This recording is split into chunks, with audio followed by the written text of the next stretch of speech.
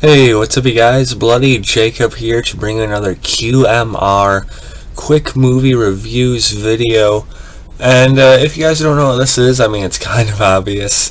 But yeah, basically they're a bunch of quick movie reviews. And this is basically when sometimes life it's a bit jarring, it's a bit much.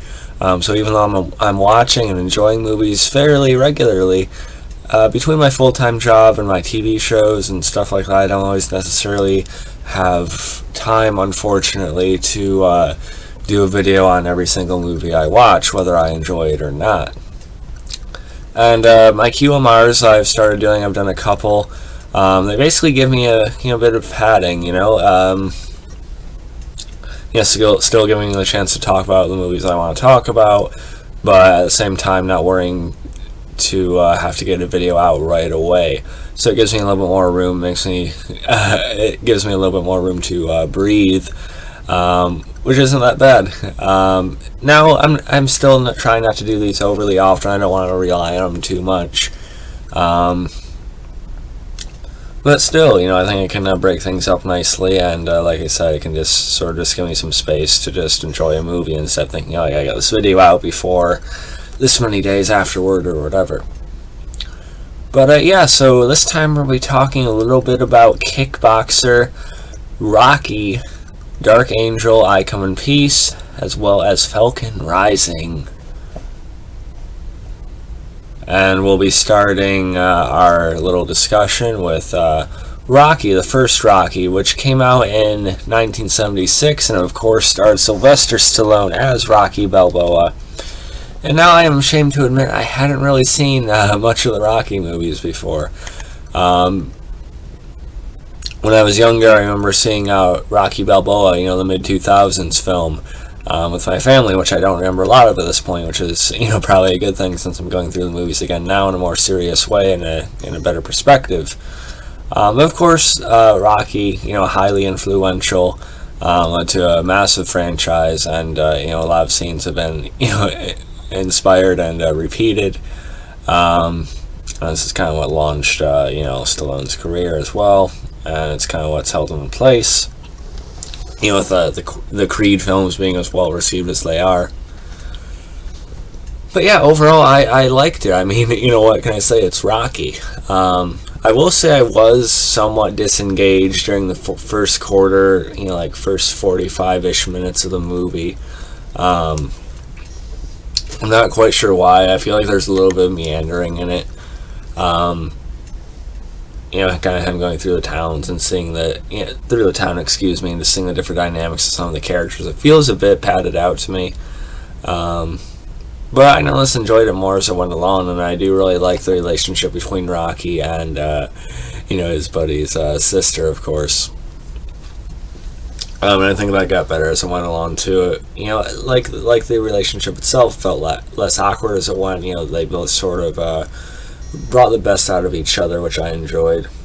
And I guess even with Rocky before his fight with Apollo Creed at the end, sort of expressing doubts, and they sort of established that he might not necessarily have to win, or just knock him out necessarily to really prove something to himself and to who he believes himself to be as a person, not just as a fighter.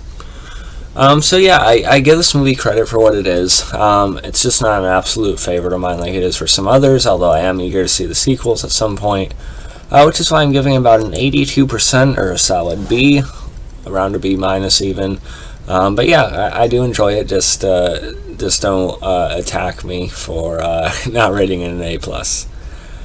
And next up, we're going to be talking about Kickboxer, starring Jean-Claude Van Damme, which came out in 1989, and of course this followed shortly after Bloodsport, which came out in the previous year. Now both Bloodsport and Kickboxer are pretty, I don't know if I want to say interchangeable with each other, but they're pretty similar films, at least with their premise, fighting tournament and stuff like that. Bloodsport is one of my favorite Van Damme films. I've been doing a ton of Van Damme movie reviews lately. And while I still think Bloodsport is more entertaining in a sort of general, more broad way, I will say that Kickboxer obviously has a little bit more story and a little more character to it. It takes its time a little bit more. It's not quite as straightforward, even though it is still a pretty simple premise. You of course have his brother attacked, and Van Damme's character steps up to eventually face the guy who practically tried to kill him, but ended up paralyzing him and ruining his life. So I like that aspect to it. It makes it a little more character driven. It feels more like a real story, I guess, than something like Bloodsport. Even though Bloodsport is just great. And the villain played by, I probably shouldn't even try and pronounce his name. But Tun Po there.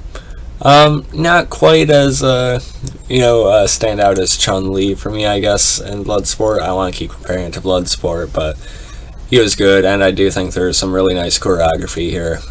Some of the best of Van Damme's films, most likely. And the ending's definitely enjoyable as well as that sort of that training aspect of the movie, which you also get, which is like a staple of these types of martial arts films, which is actually sort of absent in Bloodsport. So yeah, overall I've had to rate Kickboxer. I'm giving it about a B as well, an 83%. And yes, I just technically rated it higher than Rocky, which I don't know. I'm not going to apologize for.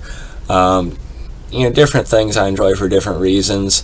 I'm not necessarily saying what's a greater film, just sort of what I enjoyed more or liked more, I guess. And yes, it can be by something as little as a percentage point, which is what we all obsess over these days, apparently.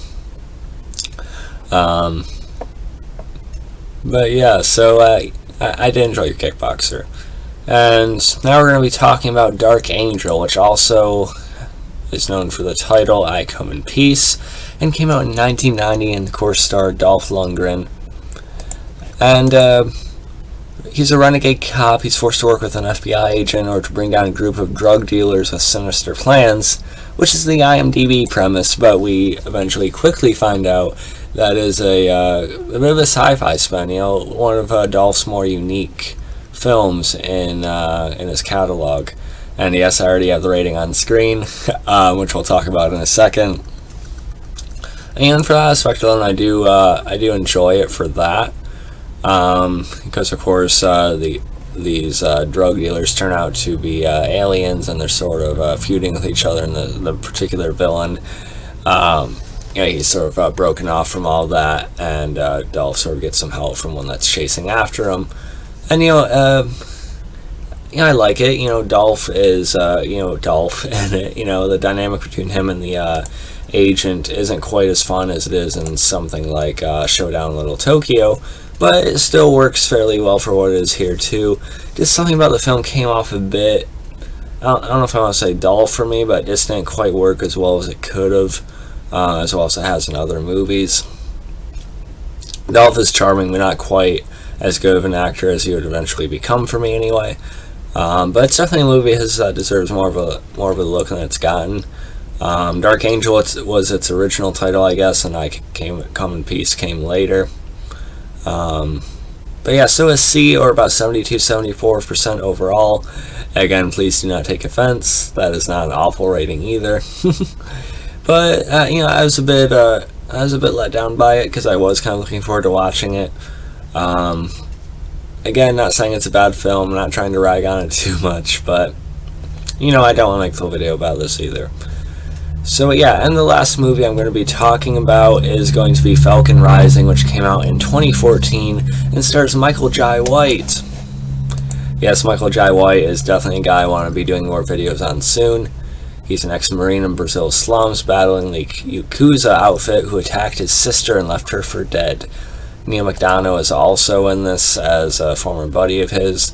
Neil McDonough, of course, has been in things like Arrow recently, or of course, Justified, and even something like Walking Tall with The Rock, and just a bunch of films over the years. He was a cool presence to have in the movie, as he always is. But Michael Jai White, like I said, I really want to talk about him more on this channel. I remember watching Spawn a lot when I was younger. Whether you think that's a good movie or not, I watched it a lot. And Michael Jai White, I think he's honestly, he's become already kind of one of my favorite action stars or action actors of anyone these days. I just think he really has a presence to him on film. I mean, the movie overall is pretty good, but he adds something to it. He has a presence. He has this, sort of natural charisma and charm to him and energy. This works really well and translates really nicely on screen. And you sort of get this little mystery of what happened to his sister wrapped up in it, and you sort of get a typical villain. I mean, you see him there, bald Japanese guy covered in tattoos with a samurai sword. But you get some really good choreography in this, and Michael Jai White, his fight scenes are just awesome. Just even a little confrontation he has in an earlier part of the movie in a liquor store is really quite nice. You can feel the hits. When he knees a guy in the face, you feel the power of it, where he slams a guy against shelves. And then there's definitely a good few fights in the movie later on. Multiple men versus him, and it's really, really nicely shot for what it is as well.